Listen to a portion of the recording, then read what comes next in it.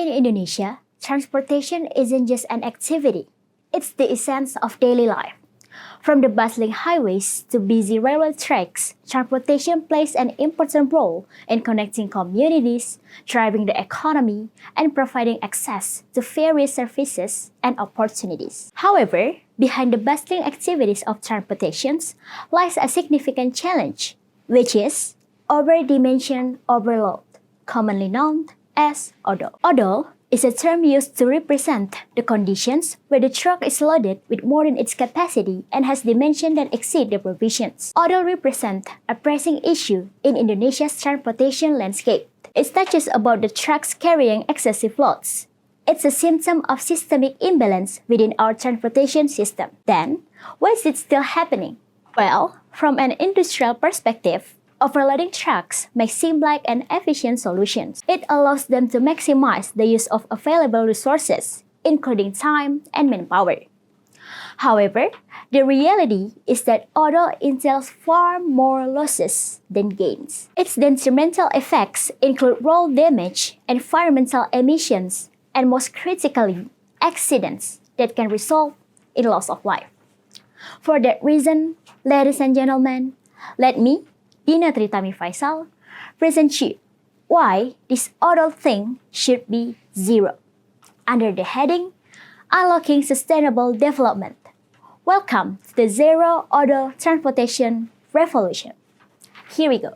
Based on the data from the Motor Vehicle Weighting Implementation Unit, in 2019, 39% of violations were recorded as a result of odol. Odol violations rank fourth among the type of traffic violations in Indonesia. The emission generated by this overloaded vehicle contributed to air and water pollutions, posing serious health risks to both humans and ecosystems.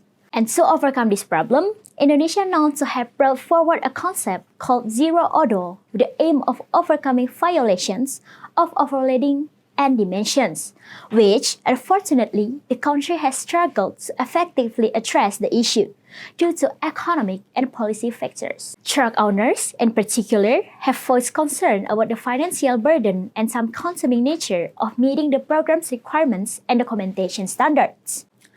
Furthermore, the absence of detailed regulations and enforcement mechanism for odol violations has hindered effectiveness of the program. At the same time, there is a country that is known to be able to overcome the problem of overloading and overdimension with a program called ALC, which is Vietnam. Vietnam is known to have succeeded in reducing the violation rate to 0.1% in 2018. One of the key factors behind Vietnam's success is the establishment of specialized supervisory teams dedicated to addressing odol cases.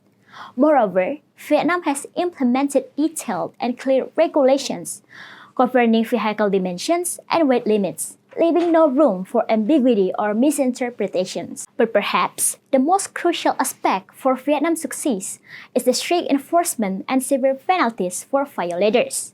Heavy fines are imposed on truck owners, industry stakeholders, and even mechanics involved in modifying the truck dimensions to circumvent regulations. In short, the success of Vietnam's ALC policy serves a valuable blueprint for other countries, including Indonesia, to emulate. By adopting the same principles, Indonesia can expect the similar or the same result in reducing traffic accidents and minimizing the losses caused by overloaded vehicles. Through careful policy planning, which includes infrastructure development, stringent law enforcement, and stakeholder engagement, Indonesia can effectively implement a zero odol policy to create a safer and more efficient transportation system for its citizens. And by reducing odol incidents, Indonesia can contribute significantly to achieve the third SDGs, which focus on ensuring healthy lives and promoting well-being for all ages. A transportation system free from the hazard of overloaded vehicles not only ensures road safety, but also support public health and sustainable development initiatives. Safe roads mean healthy lives. I'm Dina Tritami Faisal, signing off.